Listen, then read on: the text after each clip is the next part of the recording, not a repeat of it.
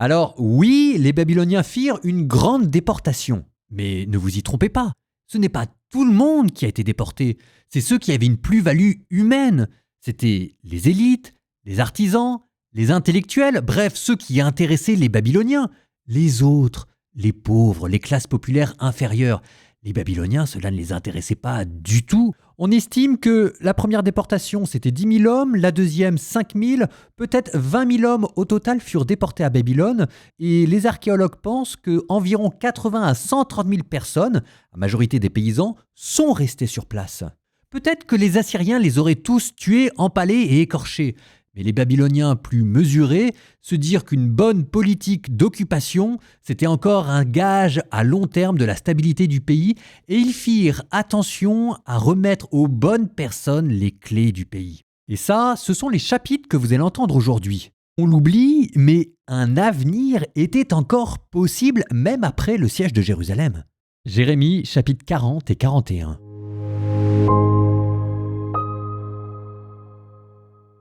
Parole du Seigneur adressée à Jérémie après que Nabuzardan, commandant de la garde, l'eut renvoyé de Rama. C'est là qu'il l'avait pris, quand il était enchaîné au milieu de tous les déportés de Jérusalem et de Juda, sur le point d'être exilé à Babylone. Le commandant de la garde prit donc Jérémie et lui dit « C'est le Seigneur ton Dieu qui avait annoncé un tel malheur contre ce lieu et qui l'a fait venir. Le Seigneur a réalisé ce qu'il avait annoncé. Cela vous est arrivé parce que vous avez péché contre le Seigneur et n'avez pas écouté sa voix. Mais maintenant, je délie en ce jour les chaînes de tes mains. S'il est bon à tes yeux de venir avec moi à Babylone, viens, et je veillerai sur toi. Mais s'il est mauvais à tes yeux de venir avec moi, ne viens pas.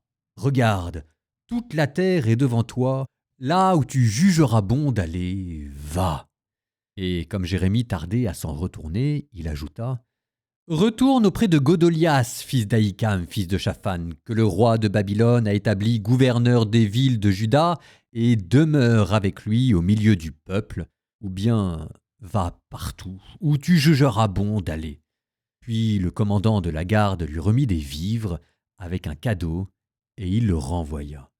Jérémie se rendit auprès de Godolias, fils d'Ahikam, à Mispa, et demeura avec lui au milieu du peuple, parmi ceux qui étaient restés dans le pays. Tous les officiers de l'armée qui étaient dans la campagne apprirent, eux et leurs hommes, que le roi de Babylone avait établi gouverneur du pays Godolias, fils d'Ahikam, et qu'il lui avait confié hommes, femmes et enfants, le petit peuple qui n'était pas déporté à Babylone. Alors, ils se rendirent, eux et leurs hommes, auprès de Godolias à Mispa.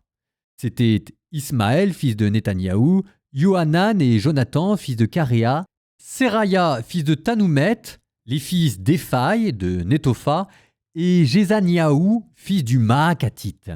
Godolias, fils d'Ahikam, fils de Shaphan, leur fit un serment à eux et à leurs hommes. Il leur dit « N'ayez pas peur de servir les Chaldéens. Demeurez dans le pays, servez le roi de Babylone, et tout ira bien pour vous. Quant à moi, je vais demeurer à Mispa pour me tenir à la disposition des Chaldéens qui viennent chez nous. Mais vous, faites la récolte du vin, des fruits et de l'huile, emplissez vos jarres et demeurez dans les villes que vous occupez. » Tous les Judéens qui se trouvaient en Moab, chez les fils d'Ammon, en Édom et dans tout autre pays, apprirent aussi que le roi de Babylone avait laissé subsister un reste en Juda et qu'il avait établi gouverneur Godolias, fils d'Ahikam, fils de Shaphan. Tous les Judéens revinrent donc de tous les lieux où ils avaient été chassés. Ils se rendirent au pays de Juda auprès de Godolias à Mispa, et ils firent une très abondante récolte de vin et de fruits. Yohanan, fils de Karéa, et tous les officiers de l'armée qui étaient dans la campagne se rendirent auprès de Godolias à Mispa. Ils lui dirent « Ne sais-tu pas que Baalis, roi des fils d'Ammon, a envoyé Ismaël, fils de Netania, pour attenter à ta vie ?» Mais Godolias, fils d'Ahikam, refusa de les croire. Alors Yohanan, fils de Karéa, dit en secret à Godolias à Mispa « J'irai abattre Ismaël, fils de Netania, sans que personne ne le sache. Pourquoi le laisser attenter à ta vie? Pourquoi tous les Judéens rassemblés autour de toi devraient-ils se disperser et le reste de Juda périr? Mais Godolias, fils d'Ahikam, répondit à Johanan, fils de Kéréa, « Ne fais pas cela, car c'est faux ce que tu dis au sujet d'Ismaël. » Mais le 7e mois, Ismaël, fils de Néthania, fils d'Élishama, qui était de sang royal, se rendit avec les grands officiers du roi et 10 hommes auprès de Godolias, fils d'Ahikam, à Mispa. Et là, à Mispa, ils prirent un repas ensemble. Alors, Ismaël, fils de Néthania, se leva avec les 10 hommes qui l'accompagnaient, et ils frappèrent de l'épée Godolias, fils d'Ahikam, fils de Shaphan. Ils firent mourir celui que le roi de Babylone avait établi gouverneur du pays, et Ismaël frappa à mort tous les Judéens qui étaient avec Godolias à Mispa, et les Chaldéens qui se trouvaient là, des hommes de guerre. Le 2e jour après le meurtre de Godolias, alors que personne encore ne savait rien, arrivèrent des hommes venant de Sichem, de Silo et de Samarie, au nombre de 80, la barbe rasée, les vêtements déchirés, le corps marqué d'incisions. Ils portaient des offrandes et de l'encens pour la maison du Seigneur. Ismaël, fils de Néthania, sortit de Mispa à leur rencontre. Il avança en pleurant et leur dit au moment où il les rejoignait, « Venez chez Godolias, fils d'Ahikam. » Mais quand ils arrivèrent au milieu de la ville, Ismaël, fils de Néthania, les égorgea, aidé de ses hommes, et les jeta au fond des citernes. Il se trouvait cependant parmi eux 10 hommes qui dirent à Ismaël, « Ne nous fais pas mourir, nous avons dans les champs des provisions cachées, du blé, de l'orge, de l'huile et du miel. » Alors Ismaël renonça à les faire mourir avec leurs frères. La citerne où Ismaël avait jeté tous les cadavres des hommes qu'il avait frappés à mort était la grande citerne faite par le roi Asa quand il luttait contre Baasha, roi d'Israël. Celle-là, Ismaël, fils de Netanyahou, la remplit de ses victimes. Puis Ismaël emmena captif tout le reste du peuple qui était à Mispa, les filles du roi avec tous ceux du peuple qui restaient à Mispa et que Nabuzardan, commandant de la garde, avait confié à Godolias, fils d'Ahikam.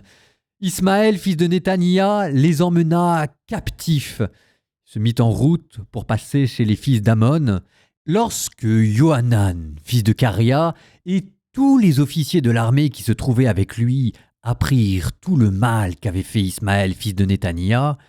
Ils rassemblèrent tous les hommes et partirent en guerre contre Ismaël, fils de Néthania. Ils le trouvèrent aux grandes eaux de Gabaon. À la vue de Johanan, fils de Caréa, et de tous les officiers qui l'accompagnaient, tous ceux du peuple qui étaient avec Ismaël furent saisis de joie.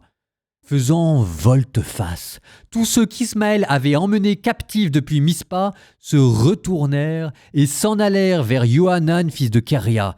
Quant à Ismaël, fils de Néthania, il échappa à Johanan avec 8 de ses hommes et s'en alla chez les fils d'Amon. Alors, Johanan, fils de Caréa, et tous les officiers de l'armée qui l'accompagnaient rassemblèrent tout le reste du peuple ramené de Mispa d'auprès d'Ismaël, fils de Néthania, après que celui-ci eut frappé à mort Godolias, fils d'Ahikam. Ils rassemblèrent hommes de guerre, femmes, enfants et dignitaires ramenés de Gabaon. Ils se mirent en route et s'arrêtèrent au campement de Kimham, à côté de Bethléem, pour gagner ensuite l'Égypte. En effet, ils avaient peur des Chaldéens depuis qu'Ismaël, fils de Néthania, avait frappé à mort Godolias, fils d'Ahikam, établi gouverneur du pays par le roi de Babylone.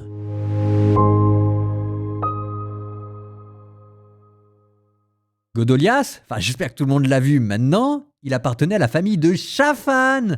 Et c'est toujours la même chose. Avant de partir, Nabuchodonosor qui confie le pays au parti des colombes. Il met les bonnes personnes au bon endroit. Et c'est là où Nabuchodonosor, c'est pas la Syrie, quoi. Maintenant, il y a quand même 2 choses qu'on peut dire. Godolias, pacifiste, peut-être, mais sacrément naïf aussi.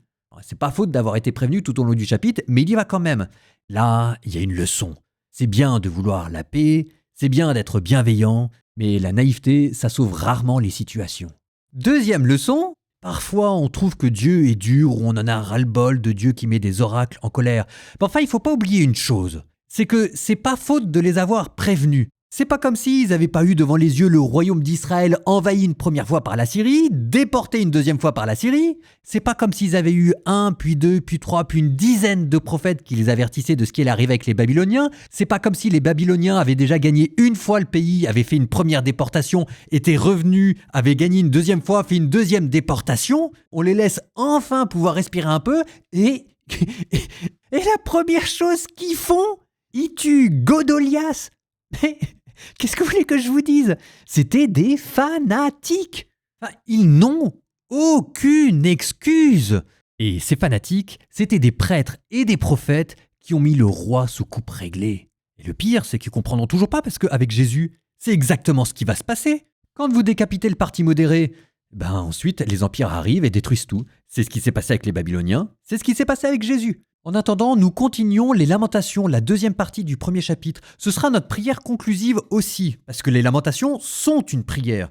Les Juifs orthodoxes le lisent au mois de Ab, parce que c'est le mois associé à la destruction du temple de Jérusalem. On peut aussi le lire au pied du temple de Salomon, à Jérusalem. Et les moines chrétiens, eux, le lisent pendant le Triduum pascal, pendant la semaine sainte, dans ce qu'ils appellent l'office des ténèbres. C'est ce que je fais chaque année, parce que derrière les Lamentations de Jérémie, on a reconnu les Lamentations de Jésus. Lamentations, fin du chapitre 1. Ô vous, tous qui passez sur le chemin, regardez et voyez, s'il est une douleur pareille à la douleur que j'endure, celle dont le Seigneur m'afflige le jour de sa brûlante colère. D'en haut, il lance un feu dans mes os et les piétine. Il tend un filet sous mes pas, il me rejette en arrière, il me livre à l'abandon, malade à longueur de jour. Il attache de sa main le joug de mes péchés. Ils sont entrelacés et posés sur mon cou. Ma force en est brisée. Le Seigneur me livre à ses mains qui m'empêchent de me relever. Le Seigneur a terrassé tous les vaillants au milieu de mon peuple. Il a convoqué contre moi un conseil pour écraser mes jeunes gens. Le Seigneur a foulé au pressoir la Vierge, fille de Juda. Voilà pourquoi je pleure. Mes yeux fondent en larmes. Il est loin de moi le consolateur qui me rendrait à la vie. Mes fils sont à l'abandon. L'ennemi était le plus fort. Sion a tendu les mains, personne pour la consoler. Le Seigneur a donné des ordres contre Jacob, aux adversaires qui l'entourent. Jérusalem, au milieu d'eux, n'est plus que souillure. Le Seigneur, lui, est juste, car moi je suis rebelle à sa parole. Écoutez donc, vous tous les peuples, et voyez ma douleur. Mes vierges et mes jeunes gens sont partis en captivité. J'ai fait appel à mes amants, mais ils m'ont trahi. Mes prêtres et mes anciens expirent dans la ville, cherchant la nourriture pour reprendre vie. Vois, Seigneur, quelle est ma détresse. Mes entrailles frémissent, mon cœur au fond de moi se retourne, car j'ai persisté dans ma rébellion. Dehors, l'ennemi m'a privé d'enfants, et dans la maison, c'est la mort. On m'entend gémir, personne pour me consoler. Tous mes ennemis entendent mon malheur. Ils jubilent, car c'est toi qui l'as fait. Tu amèneras le jour que tu as fixé. Ils seront alors comme moi. Que leur méchanceté éclate à tes yeux. Traite-les donc comme tu m'as traité, pour toutes mes fautes. Nombreux sont mes gémissements, malade est mon cœur.